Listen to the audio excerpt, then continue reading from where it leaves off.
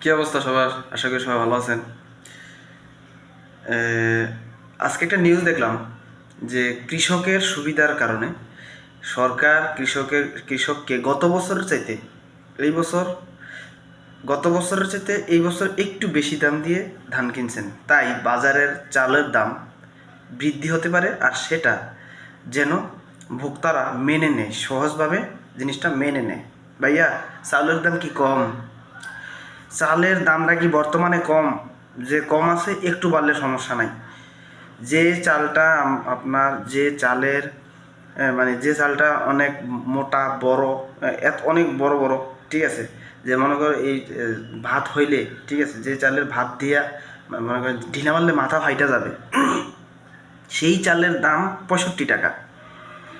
এখন আবার আজকে দেখলাম একটা নিউজে সরকার কৃষকদের সুবিধার্থে বেশি দাম দিয়ে কিনে এখন বাজারে, মানে তারা হুঁশিয়ারি দিয়েই দিছে যে বাজারে কিছু টাকা বাড়বে, আমি টেনশনে আছি। সর্বনিম্ন দামটা নিয়ে হয় 100 টাকা। যাহারা কিনিয়া খাচ্ছি ভাত, তাদের অবস্থা পুরা কাহাই, ঠিক আছে। এখন ঘটনা হলো ভাইয়া, 2 একদিনের ভিতর জানাই দিয়ে কত টাকা, মানে যেটা সর্বনিম্ন সেটা কি 100 না 150, সর্বোচ্চটা হিসাব করে লাভ নাই আপনার।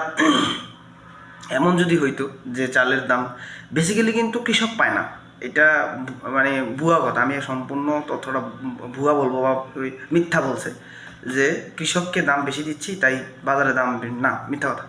এগুলো সিন্ডিকেট মারানির পোতাইতেরা মনে করো কৃষককে যদি 1 টাকা দেয়, ওই হৌরের পোতারা বিক্রি করে 20 টাকা, 19 টাকায় বেশি বিক্রি করে, ঠিক আছে। আর এই যে দাম বাড়ছে, ওরা যদি সরকার যদি বাড়ায় মনে করেন 1 টাকা, ওরা দাম বাড়ায় 46 টাকা। তাহলে মানে কোথায় আসি আমরা? আরে চালের দাম যদি কম থাকতো তাইলে একটা কথা, চালের দাম তো এমনিতেই নর্মালি বেশি, এখন আমাদের চালের দামটা এমনিতেই বেশি। আর উনি মানে পত্রিকায় দেখলাম যে বলল যে আমরা যেন সহজভাবে মেনে নিই। এগুলো নিয়ে কথা না বললে আমরা যারা মানে সোশ্যাল মিডিয়ায় এমনি নর্মালি তো সরাসরি রাজপথে আসলে নামাটা আমি এখন বর্তমানে মনে করি খুব বিশৃঙ্খলা। কারণ দেখেন প্রত্যেকটা মোড়ে প্রত্যেকটা গ্রাম থেকে শুরু করে শহর পর্যন্ত আন্দোলন বিক্ষোভ, মানে একটা বিধিকিস্তি অবস্থা বাংলাদেশে।